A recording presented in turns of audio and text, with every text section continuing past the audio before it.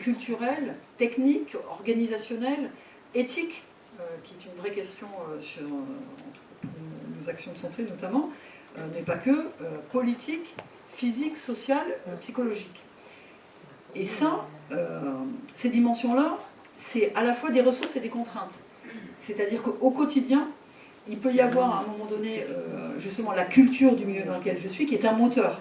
Et parfois, à l'inverse, ça peut être une contrainte, l'impossibilité de dire telle ou telle chose que je devrais dire, parce qu'ici on ne dit rien.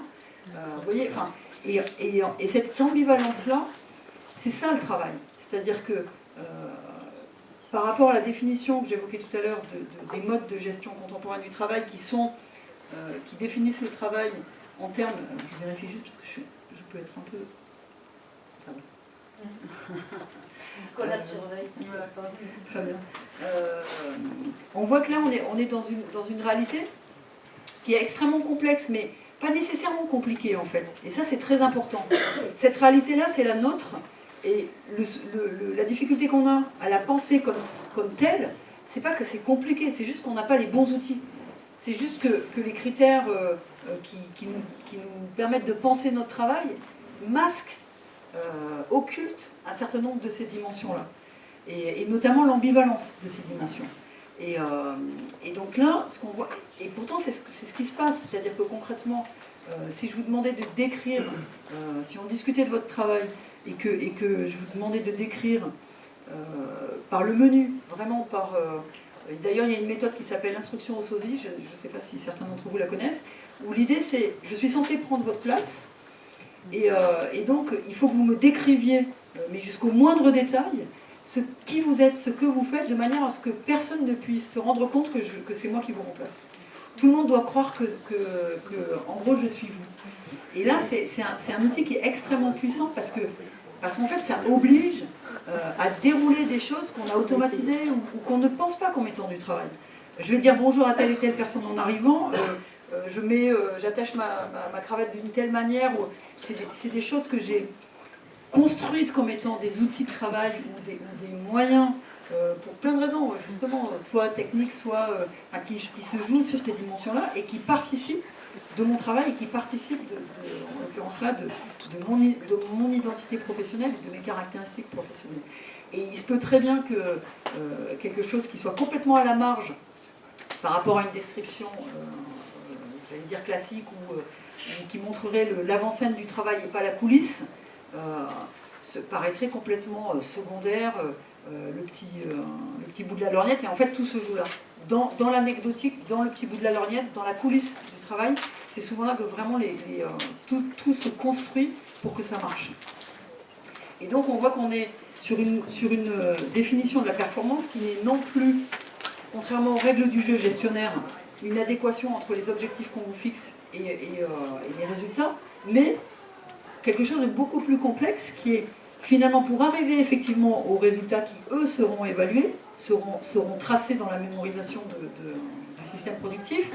Il y a tout ce qui est caché de ce que vous mettez en jeu effectivement pour produire le travail et de ce que vous mettez en jeu pour produire votre santé dans l'intérêt de l'organisation, c'est-à-dire pour ne pas finir en arrêt maladie ou pour ne pas finir carrément inapte au travail, enfin voilà. Donc, et ça c'est caché. C'est pas nécessairement caché de manière consciente, j'allais dire perverse, mais ça peut. C'est-à-dire qu'il y a vraiment des systèmes de travail qui savent très bien qu'ils sont en train de cacher ça. Vraiment. Et c'est pensé. Et les choses se disent en codir, et notamment là, il y avait à l'époque de Orange, enfin de la transformation France Télécom et Orange, le rapport d'enquête sur justement ce qui se passait, c'était effectivement dit. C'est-à-dire que dans les comités de direction était effectivement mis sur la table la réalité, les gens savaient très bien que ça tirait sur telle et telle dynamique, qui jouait pour fragiliser volontairement pour que les gens puissent partir selon des modalités qui soient moins coûteuses pour l'entreprise. Et sauf qu'évidemment, une fois que la porte du comité de direction était fermée, c'était un autre discours produit par la gestion, éléments de langage, vous voyez, enfin, tout ce qui permet de traduire autrement un autre réel, un idéal de l'image de l'entreprise, c'était ça qui circulait. Et bon voilà, donc effectivement, il peut y avoir une falsification vraiment volontaire. Et donc, ce qu'on voit, si je reprends cette idée de quels sont les éléments vraiment déterminants pour pouvoir caractériser mon travail, on voit que les éléments de la gestion peuvent être intéressants, mais ne suffisent certainement pas. Et donc, ce que nous propose l'ergonomie, notamment, et la psychologie du travail, c'est d'aller regarder, d'aller mobiliser d'autres notions, et notamment la notion clé de l'activité, c'est-à-dire vraiment cette idée de qu'est-ce que je fais vraiment. Et dans le qu'est-ce que je fais vraiment, c'est pas uniquement ce qui se réalise. C'est-à-dire que c'est aussi ce que je projette, que je devrais faire et que je ne peux pas faire. Et ça c'est la notion d'activité réalisée et activité empêchée.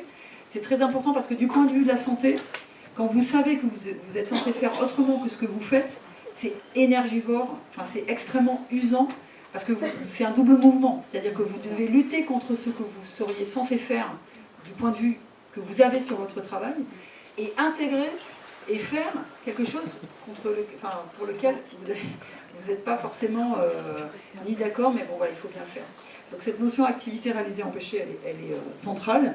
La question de la santé, on a tendance à mettre cette dynamique de côté, ou comme en gros manger 6 légumes et chez 6 fruits, ou enfin vous corrigez-moi pour ceux qui font l'éducation pour la santé. Voilà. Tout ira mieux en fait par individualiser la question de la santé. Quand je vous dis voilà, non mais là toujours qui peut plus peut moins.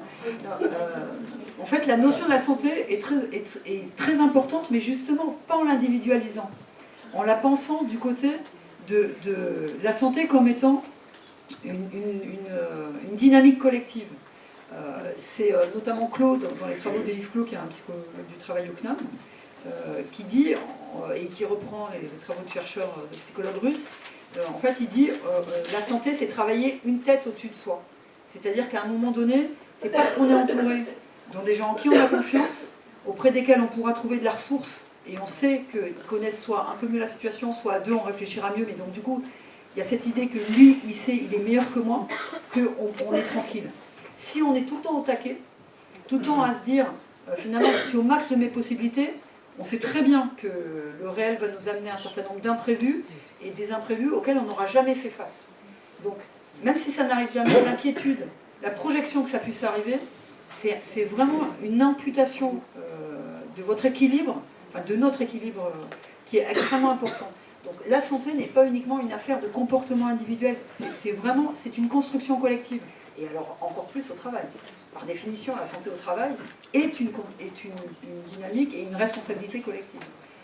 Voilà, sauf que c'est effectivement maintenant retourné, mais bon, dans les faits, au niveau de la loi, c'est une responsabilité collective. Et donc la notion que le travailleur n'est pas un simple exécutant, vous êtes créateur de votre tâche, et je pense que ça c'est très intéressant de le penser comme ça. Et la notion de situation de travail qui renvoie effectivement le travail comme une construction à la fois sociale, organisationnelle, culturelle, on l'a vu tout à l'heure, c'est-à-dire que ça s'inscrit dans une histoire, ça s'inscrit dans une politique qui nous dépasse, et tout ce qu'on fait se nourrit de ça, est traversé par ça. Donc soit se nourrit en termes de ressources, soit se nourrit en termes c'est de la contrainte. Et c'est quelque chose qui peut nous coûter. Mais on est tout... Et c'est pas une... Comment dire? La grille de lecture là, cette notion de situation de travail, ce n'est pas pour redistribuer les responsabilités. C'est-à-dire que là, ce n'est pas une dynamique juridique que j'aurai en me disant dispatcher les responsabilités, parce que comme ça, s'il y a un pépin juridique, ça ne tombera pas que sur votre tête.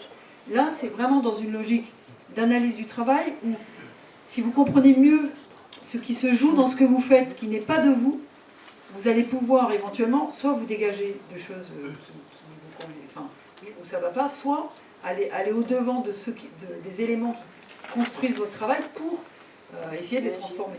Donc c'est vraiment une logique de construction, comprendre autrement pour construire autrement en fait.